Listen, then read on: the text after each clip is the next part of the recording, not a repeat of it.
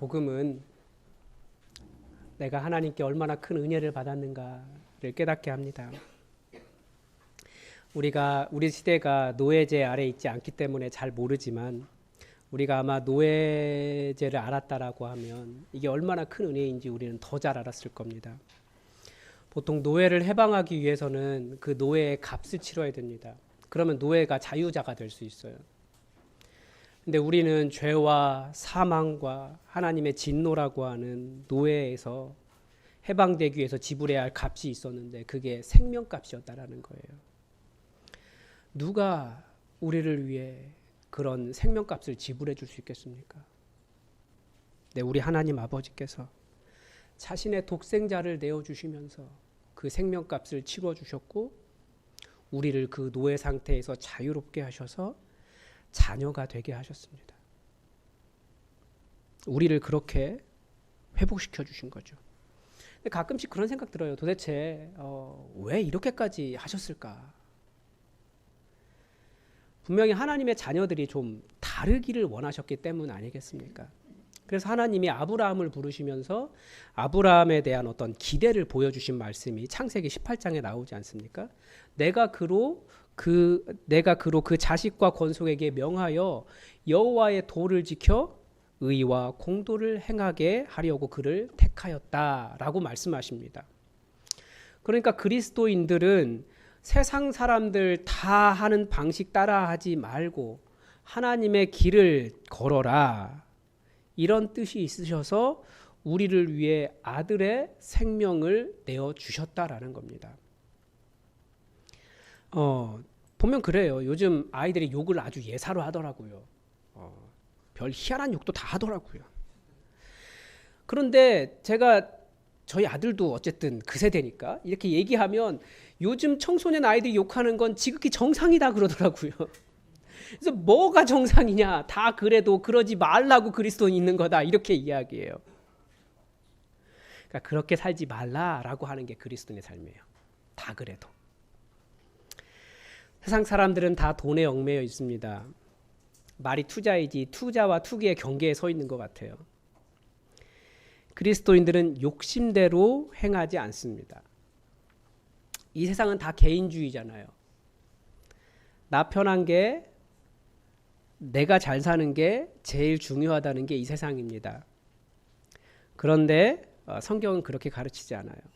다 개인주의적으로 자기만 잘 살면 되는 세상에서 우리를 공동체로 불러주셨습니다. 그래서 공동체 신학 말씀드렸죠. 뭐였죠? 이제 다시 또 반복하면 아시겠죠. 하나님의 여기도 새롭네요. 일부도 그러더니 이러시면 안 되는데 하나님의 가족, 그리스도의 몸, 성령의 전. 더 많이 있지만 한 80개 정도 되는 비유가 있는데 이건 꼭 기억하셔야 돼요. 성부, 성자, 성령님 한번 생각하면서. 그래서 성경은 이 공동체에 대한 것을 빼놓고 이야기하면 읽을 게 별로 없어요. 신약 성경의 상당 부분이 공동체와 관련이 있습니다. 서로 우애하고 존경하라.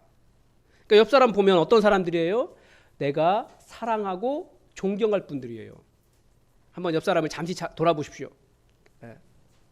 그 사람이 누구라고요? 깊이 사랑하며 존경할 분이에요. 존경합니다. 서로 섬기라. 서로 섬기라고 되어 있어요. 섬김을 받으라가 아니고 섬겨라. 서로 접대하라. 뭔지 아시죠? 접대가 뭐예요? 정말 귀한 분이 오셨기 때문에 잘 대접해 드리는 거예요. 그러니까 여러분 저에게 신방을 하자고 요청을 하실 때 제가 밥 사드릴게요. 가능하겠죠? 서로 접대하라. 때로는 서로 받으라. 상대방의 모습을 그대로 용납하라는 거예요. 서로 책망하라. 그러니까 때로는 사람이 잘못된 길로 가고 있을 때 그거 가만히 놔두면 안 돼요. 책망할 필요도 있다라는 거죠. 무조건 책망만 하는 사람이 있는데 그게 잘 보이기 때문에 깊이 사랑하는 가운데 책망하고 서로 가르치라. 서로 격려하라. 서로 사랑하라. 그러니까 우리가 복음을 깨닫고 구원받은 자가 되었으면 이제 그렇게 하나님의 가족, 그리스도의 몸, 성령의 전으로 함께 살아가는 법을 배우는 것이 우리 그리스도인들이라고 하는 겁니다. 그래서 이 성경적인 공동체를 신약교회, 초대교회, 신약교회 이렇게 이야기하죠. 그러니까 우리가 이런저런 이상적인 교회를 이야기하는데 그 모습이 정말 성경적인 교회인가 우리는 한번 생각해 봐야 돼요. 왜냐하면 우리가 옳다라고 하는 그 교회의 모습은 사실 성경적이기보다는 이 시대에 걸맞을 가능성이 매우 많습니다. 우리 다 그게 옳다고 생각하기 때문에 그게 옳다고 생각해요. 대표적으로 뭡니까? 이 시대는 공정, 공평을 이야기해요. 내가 하나 가지면 저 사람이 하나 가졌으면 나도 하나 가져야 돼요. 근데 교회는 어떤 곳이에요? 저 사람이 하나 가졌으면 내가 받을 하나도 그 사람에게 주는 게 교회예요.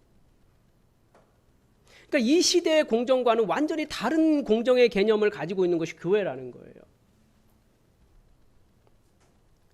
그래서 우리는 잘 분별할 수 있어야 됩니다. 그래서 이런 이야기가 있습니다.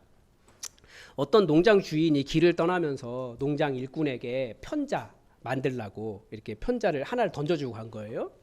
그런데 그 주인이 돌아와서 보니까 편자가 다 안 맞더라는 거예요. 왜 그랬을까요? 처음에 주인이 준 편자, 첫 번째 만들 때는 얘랑 똑같이 만들었어요. 두 번째 만들 때는 이걸 따라한 게 아니고 이걸 따라한 거예요. 세 번째 만들 때는 두 번째 거 따라했어요. 그래서 그 10번째까지 가면 첫 번째 주인이 준 것과 이게 달라지더라는 거죠. 그러니까 편자라고 하는 이름은 가졌지만 쓸데가 없는 거예요. 그러니까 교회라는 것도 마찬가지예요. 교회도 예수님이 가르쳐 주신 교회와 정말 우리가 닮아 있는가? 우리 시대의 교회가 그 질문을 던져봐야 됩니다. 교회라고 하는 이름은 똑같은데 신약 성경이 가르쳐주는 교회를 따라한 것이 아니라 교부 시대의 교회, 그 다음은 로마 시대의 교회, 그 다음은 중세 시대의 교회, 그 다음은 르네상스 시대의 교회, 그 다음은 이성주의의 시대, 그 다음은 모더니즘의 시대, 그 다음은 포스트 모더니즘 시대, 다 달랐어요. 물론 그 시대에 적응해야 될 부분이 있지만 변하지 말아야 할 본질조차도 그 시대에 변하며 교회가 이거다라고 말해왔기 때문에 교회는 처음 신약 성경적인 교회와는 크게 벗어나 버린 것이 때로는 우리의 시대의 교회가 아닐까라는 생각이 드는 거예요. 그래서 우리에게는 우리가 초대교회와 얼마나 멀어져 있는가 이것을 분별할 수 없을 수도 있기 때문에 중요한 것은 과연 성경은 교회를 어떻게 가르치고 있는가? 우리가 그런 비록 이 시대의 정신과는 달라도 그런 성경적인 교회를 따라가 보겠습니다라고 하는 결단이 우리 마음속에 항상 있어야 된다라는 거죠. 예수님은 바로 그런 신약적 교회로 우리를 부르셨고 그 그리스도의 몸된 공동체를 통해 세상을 좀 다르게 살기를 바라셨습니다. 그래서 오늘 설교의 주제가 전도인데 이 전도도 신약적 교회와 맥을 같이 합니다. 보통 전도는 교회로 들어오세요라고 하는 거잖아요. 복음을 전하고 회심을 일으키고 그것이 전도고 전도는 결국 공동체의 회복으로 이어지기 때문에 교회로 들어오세요라고 하는 말이 틀린 말은 아닙니다.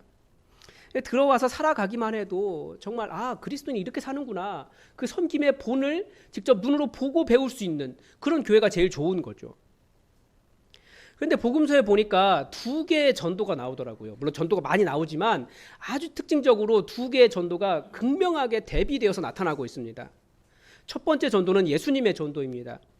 오늘 우리가 읽은 본문이 바로 예수님의 전도를 보여줍니다. 예수님 어떻게 전도하셨습니까? 회개하라 천국이 가까이 왔느니라 이렇게 말씀하셨습니다. 회개가 여러 가지 의미가 있다라는 말씀을 드렸습니다. 자신의 죄를 뉘우치는 것도 회개이기도 하고 마가복음에서는 특별히 그동안 하나님의 권능을 신뢰하지 못했던 사람들에게 이제 하나님의 권능을 의지하고 정말 일어난다는 것을 믿고 돌아와라 라고 하는 게 회개라고 말씀드렸어요. 아니 어떻게 중풍병 걸린 사람이 자기 침상에서 일어나지도 못하던 사람이 일어날 수 있습니까? 가능합니까? 그걸 돌이키는 것이 하나님께서 행하실 수 있다라고 하는 것을 믿는 것이 회개예요. 12해 동안 혈루병의 근원이 마르지 않아서 세상 사람으로부터 소외됐던 여인의 병이 예수 그리스도를 믿음으로 나을 수 있다라고 믿는 것이 회개예요. 그러니까 우리 잘 못 믿잖아요.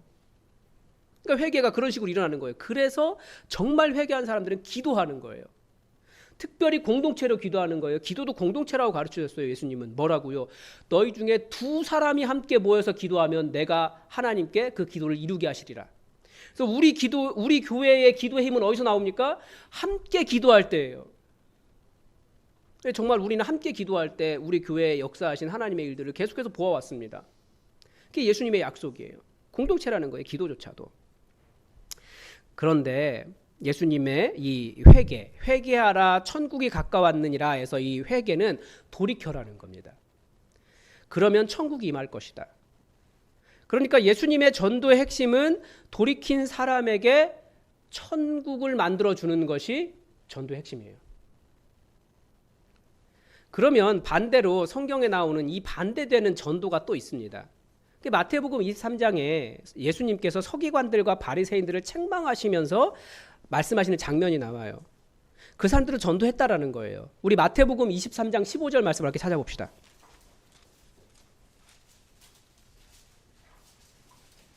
마태복음 23장 15절입니다.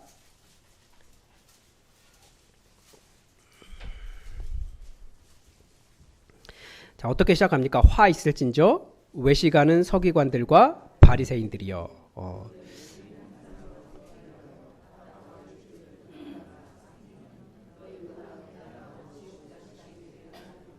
네. 그들은 어떻게 전도합니까? 정말 열심히 전도해요. 어느 정도로요? 교인 한 사람을 얻기 위하여 어딜 다닙니까? 바다와 육지를 두루 돌아다니는 거예요. 이렇게 열심히 낼 수 있습니까? 한 사람 얻으려고 바다든 육지든 어떻게든지 찾아가서 그 사람 교인 만드는 거예요. 바리새인들과 서기관들도. 자기들이 하나님을 가지고 있잖아요. 하나님의 말씀을. 그러니까 진리를 가지고 있기 때문에 전도하러 다녔다라는 거예요. 이렇게 열심히. 그런데 생기면 어떻게 합니까? 너희보다 배나 더 지옥 자식 되게 하는구나. 예수님의 전도는 천국 만들어주는 것이었는데 서기관들과 바리새인들의 전도는 지옥 만드는 거예요. 아니 누가 지옥 만들어주려고 전도합니까? 그런데 왜 서기관들과 바리새인들이 지옥을 만들어주고 있었습니까? 우리 잘 알잖아요. 그들의 가르침.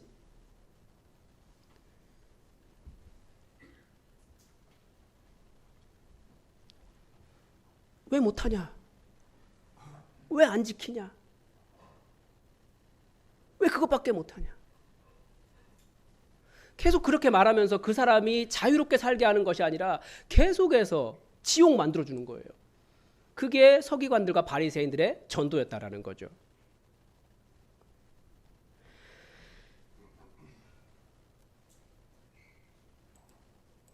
예수님의 전도는 누군가를 데려와서 그 사람에게 천국 만들어주는 곳이었습니다. 제가 이번에 세미나를 다녀왔는데 또 아무 말 안 하고 있으면 어디 놀러 갔다 온 줄 아시겠죠? 네, 제 세미나 열심히 다녀왔습니다. 정말 아침 7시부터 저녁 11시까지 거의 앉아서 먹고 앉아서 교육받고 먹고 앉아서 교육받고 사육당하다 왔어요. 너무 잘해주시더라고요. 감사하게 잘 다녀왔습니다.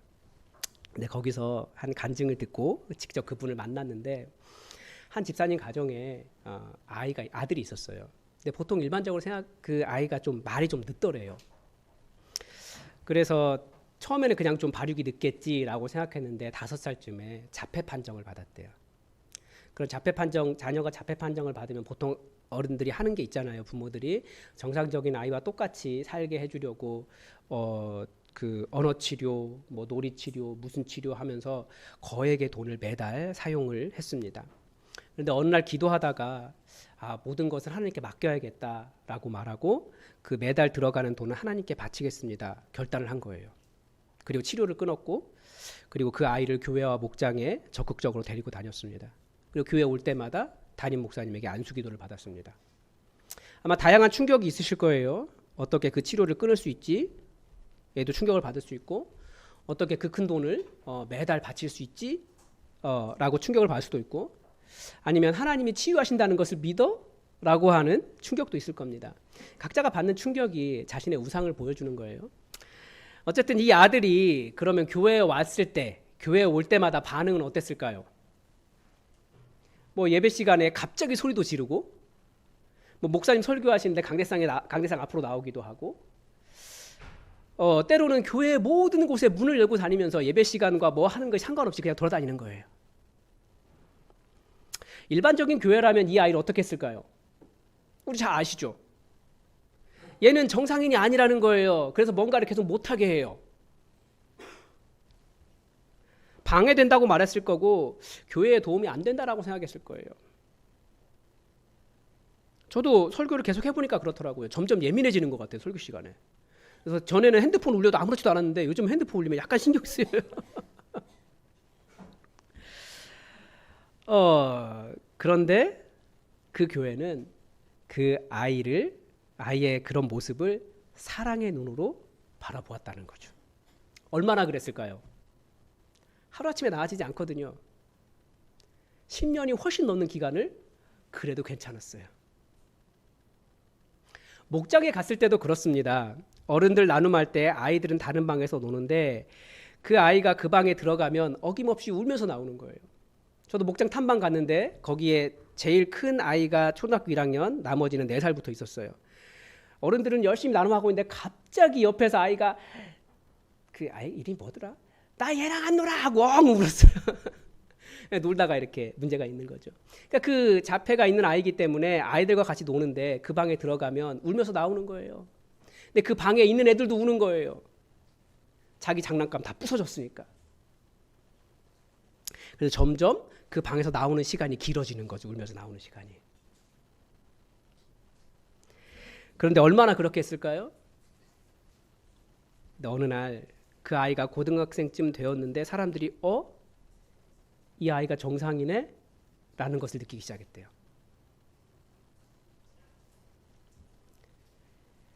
그러니까 10년이 훨씬 넘는 기간 동안 그 공동체는 그 아이를 사랑의 눈으로 바라보았고 그 아이에게 이것 안 돼, 저것 안 돼, 너는 왜 못해 이렇게 말하지 않고 소리 지르지도 않고 못한다고 속상해하지도 않고 왜 정상인과 같이 행동하지 못하냐고 야단치지도 않고 그 아이에게 천국을 만들어준 거죠.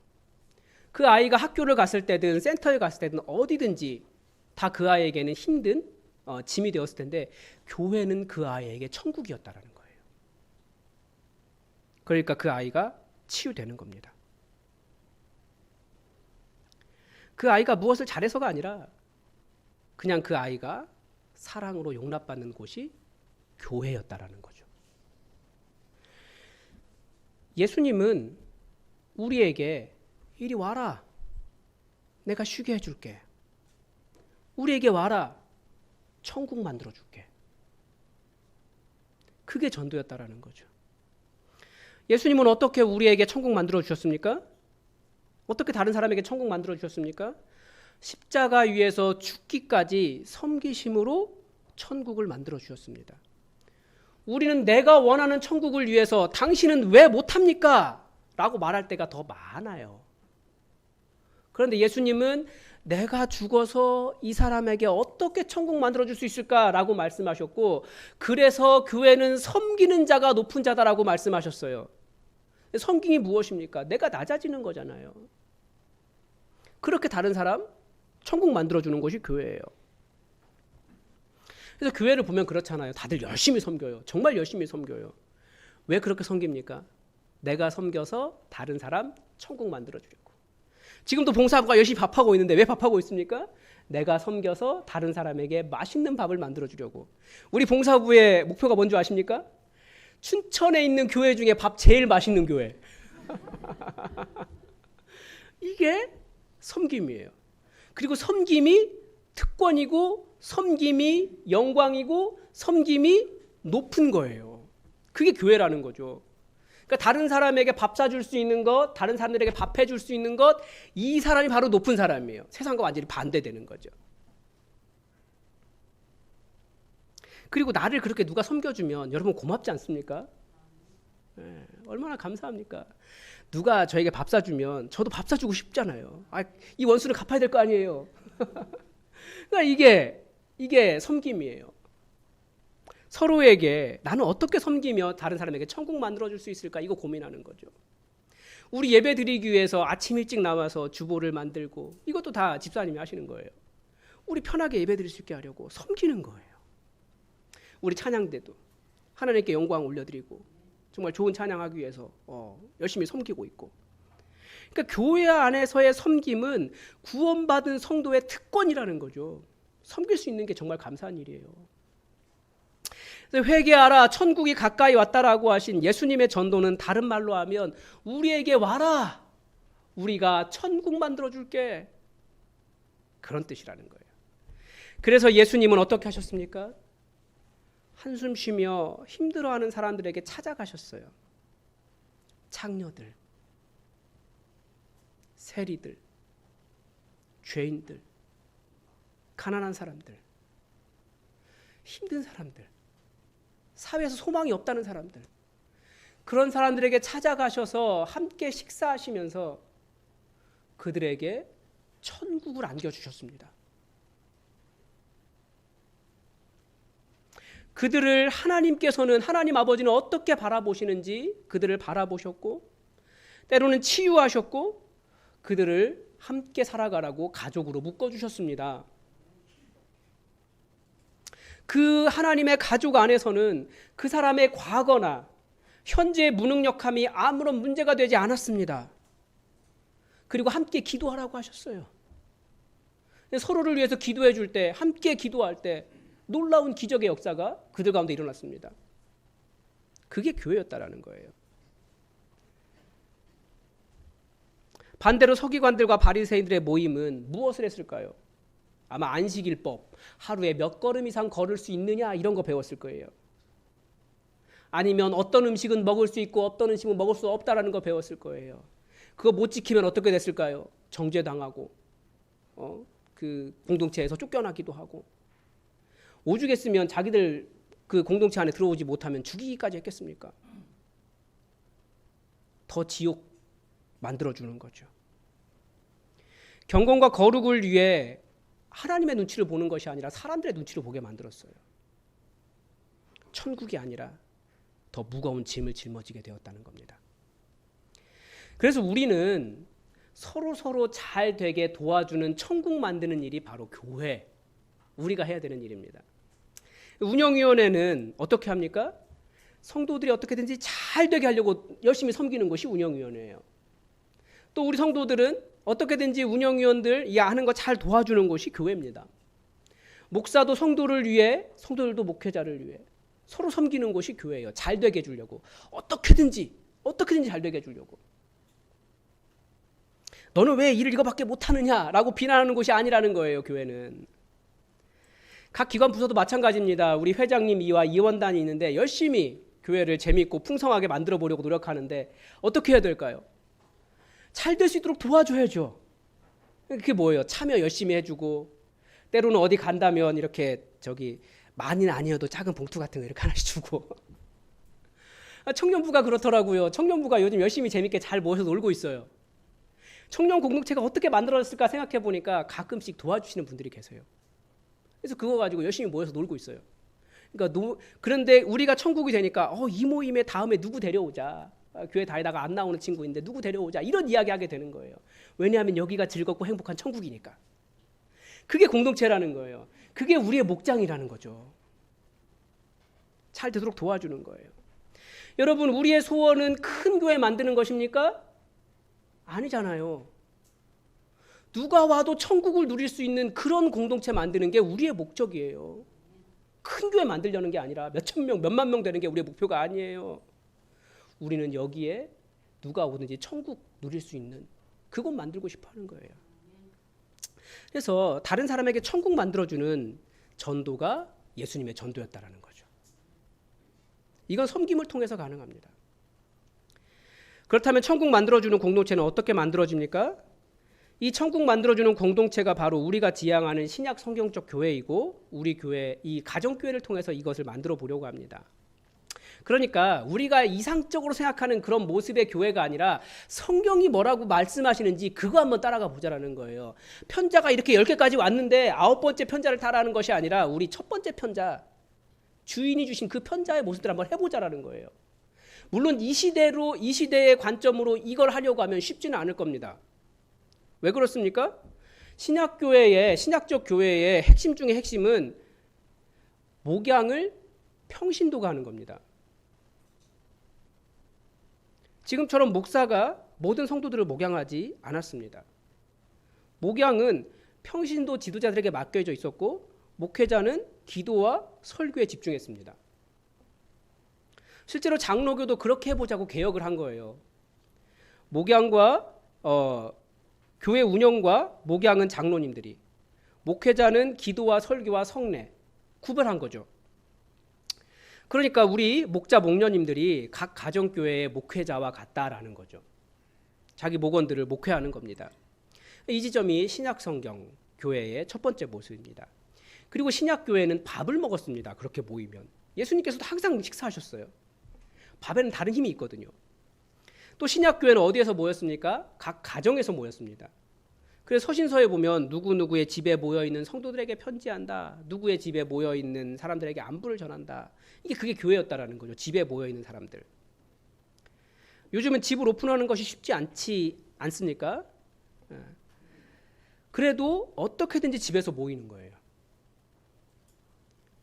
그리고 이 모임의 기초는 그러니까 밥과 집이에요. 밥집은 매우 독특한 힘이 있죠. 누가 정성스럽게 나에게 밥을 해주면 정말 미안한 정도로 고맙습니다. 우리 여성분들은 어떤 밥이 제일 맛있어요? 그렇죠. 다 정답이에요. 남이 해주는 밥이 제일 맛있대요. 그런데 우리 목녀가 나를 위해서 그 밥을 해주는 거예요. 정말 감사한 거죠. 그 섬김을 보는 거예요. 그리고 밥을 같이 먹을 수 있다는 것은 관계가 회복되는 겁니다. 마음을 열게 돼요. 여성분들은 남이 해줘서 맛있고 남성분들은 그 밥에서 엄마의 마음을 느끼더라고요. 엄마의 밥을 봐요. 그러면서 나눔이 됩니다. 또 신약성경은 매일 모였습니다. 신약성경적인 교회는. 이게 더 어렵죠. 매일 모이는 것. 현대사회는 사실상 매일 모이는 것이 거의 불가능하잖아요. 그래서 적어도 일주일에 한 번은, 교회니까 일주일에 한 번은 모이는 거죠.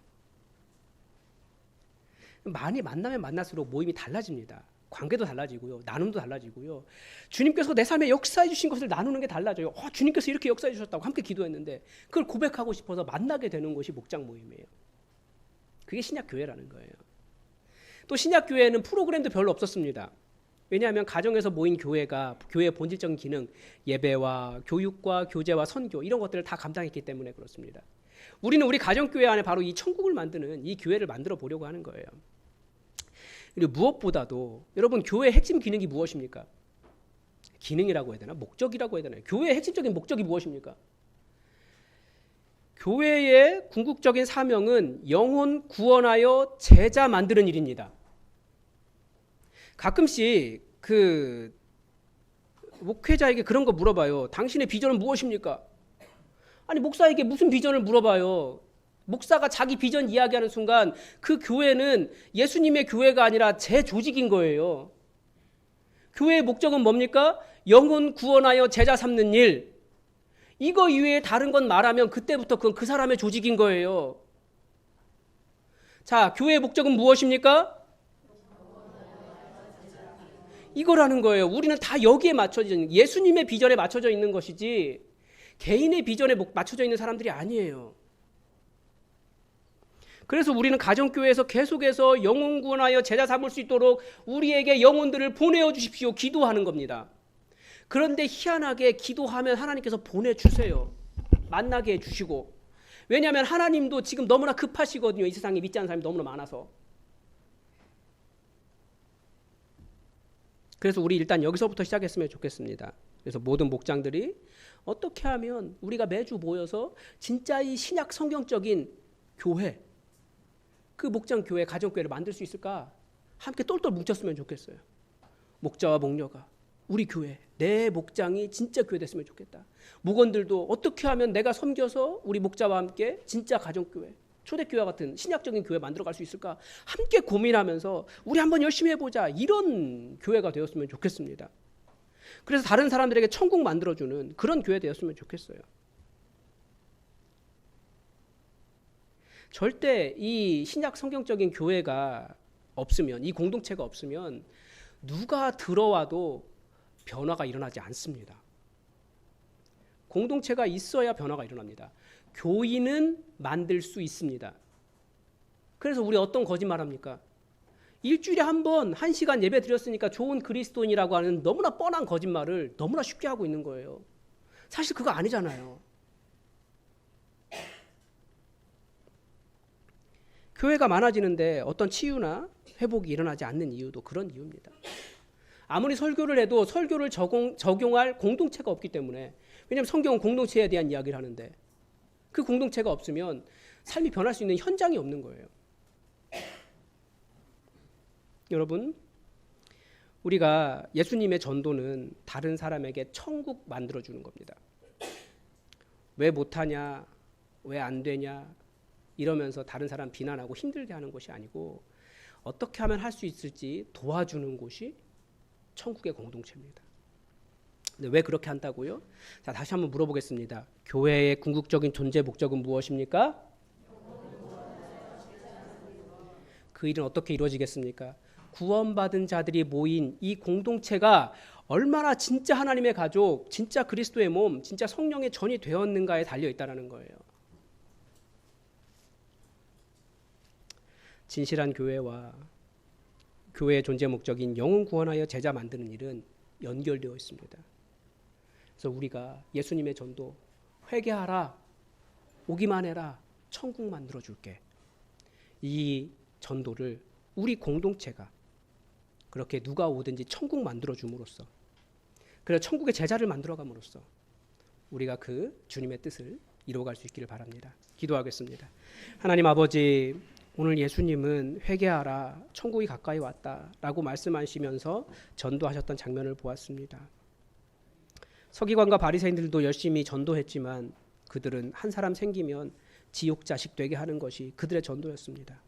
하나님, 우리가 우리 가정교회와 함께 천국을 이곳에 만들어가며 다른 사람들의 영혼을 구원하여 제자 삼는 일을 하고자 하오니 성령님, 우리를 이끌어가 주시옵소서. 초대교회도 어떻게 감당할지 몰랐으나 성령님께서 그들을 빚어가셨듯이 우리 교회도 정말 그런 천국의 공동체 될 수 있도록 우리 각 가정교회와 우리 교회를 주님께서 그렇게 빚어가 주시옵소서. 모든 것 주님께 맡겨드리며 예수님의 이름으로 기도드립니다. 아멘.